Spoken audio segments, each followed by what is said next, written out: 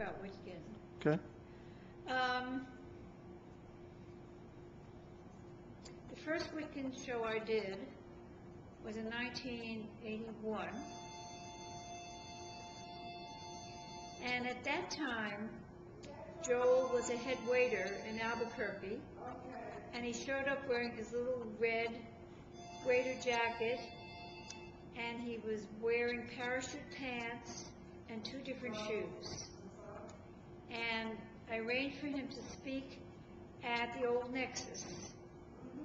And he mumbled. It was very difficult to, hear him say anything, but everyone was fascinated by his eccentricities. The second time he came down, he stayed at my house, and I had bought my husband a purple double-breasted cashmere jacket on sale that I thought was stunning, but my husband didn't really like it. But it was hanging in the guest closet where his clothes were going to be hung, and he asked if he could try it on, and then he asked if he could wear it, because he loved the jacket. I ended up giving it to him, and he spoke at the Atlanta College of Art, and it was a slide presentation this time, and one of the girls in the audience fainted when she was watching the slides, and it was a real commotion. Is there a doctor in the house? They carried her out, and not everybody can look at fetuses and beheaded people and hermaphrodites. When Joel was 6 years old, he was walking along in Brooklyn with his mother, and there was a car accident, and a child was beheaded from the accident, and the head rolled in front of him. And that was a traumatic childhood experience that influenced him. His father actually had a little shop on the boardwalk, and Joel used to go to the freak shows and, was very fascinated by human abnormalities. Mm-hmm. There's a whole period in Joel's life in his bio that's blank, and you have to kind of figure out what happened to him. He has a twin brother who is a very famous painter as well. And so I developed this wonderful friendship with Joel. I collected his work, but I also got together with him in Santa Monica and went to many parties. And Joel would say hi to me, and then within the next 5 minutes, he would whisper the most disgusting obscenities in my ear that I've ever heard in my entire life. They're not even to be repeated. All I can remember is the feeling that I got an incredible shock and amazement, and I didn't deserve to hear the kind of things that he whispered in my ear. And I think he thought he was being affectionate. He was happy to see me. So I visited him in Albuquerque. So we had a close friendship.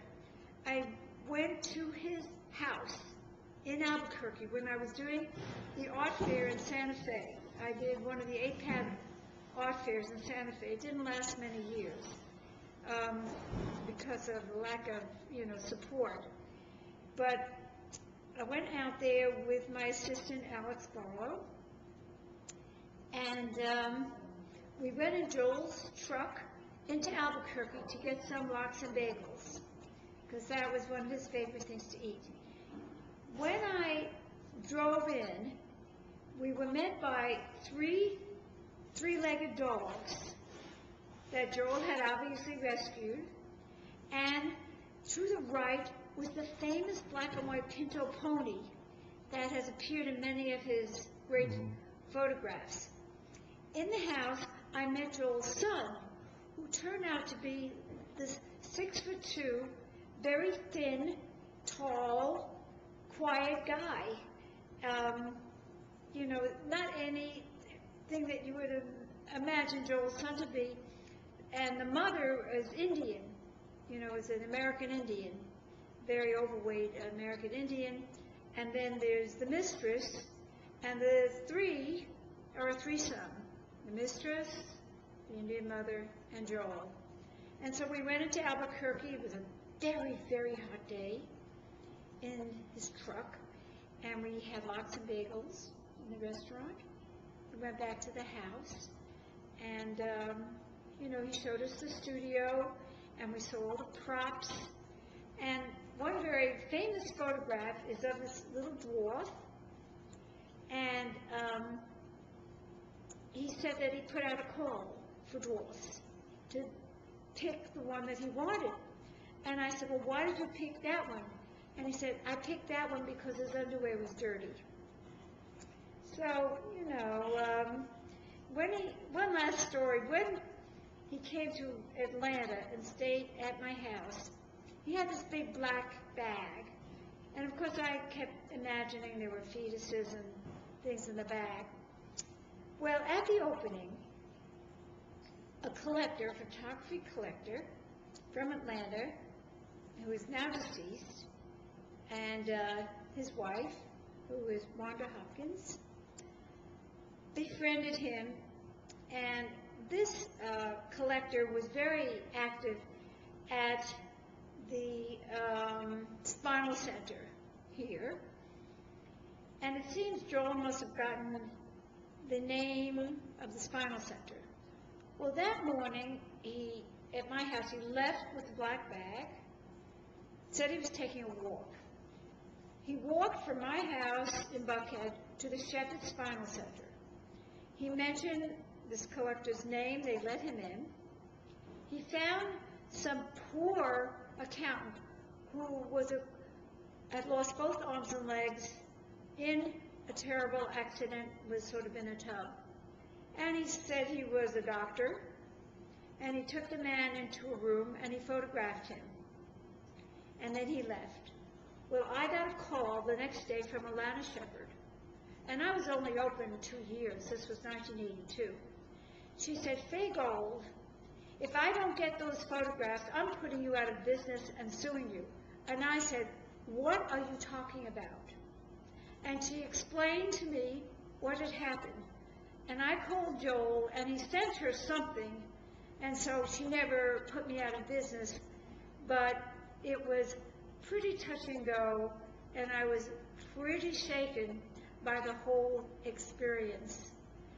So, and Joel had a big party in Atlanta that a lot of dwarves and other people were invited to, and he invited me to it, but my husband wouldn't let me go. He was a little restrictive in '82. Then later on, of course, when he started treating me as an adult and not a child, after you're in business a while, your husband realizes, well, that's not the 22-year-old child I married. Then I would have gone, but at that time I was still Mrs. Gold and a little bit under control. And so I'm very thrilled that Stuart has asked me to give this photograph, Woman Masturbating on the Moon. The prop in the photograph is from the Metropolitan Opera House, where it was thrown out, and Joel retrieved it and used it in his photograph. So I have these fond memories that make me who I am, that make me see the world differently.